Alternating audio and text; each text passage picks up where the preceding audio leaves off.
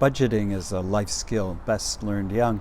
I know a lot of parents who give their children a weekly amount of money, an allowance, and the child has a choice of how he or she will spend that money for the following week. Once that money runs out, they can't go to Bank of Mom or Bank of Dad for more.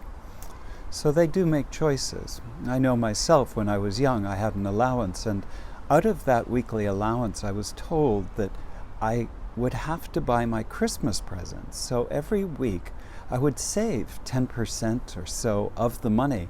I would put it aside, and I put it in a piggy bank. And so when Christmas came, I would actually have that money to spend on Christmas presents. It also taught me the value of putting aside a weekly amount that was considered to be savings. So it was a habit I got into. And a lot of kids get into that habit if they have an allowance.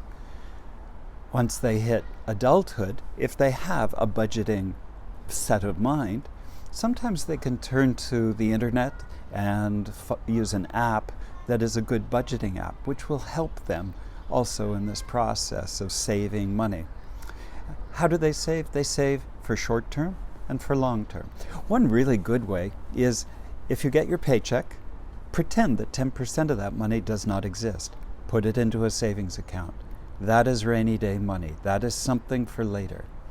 Out of the next amount, what you can do is you can set a certain amount specifically for saving towards a short-term or a long-term project. A short-term thing might be saving for that kitchen appliance you've always wanted. A more long-term one might be saving for a down payment for a house. So however you do it, however you budget, look towards the future. Set a goal, set a short-term goal, a medium-term goal, a long-term goal. Set aside some money, and you will be thankful that your younger self did it.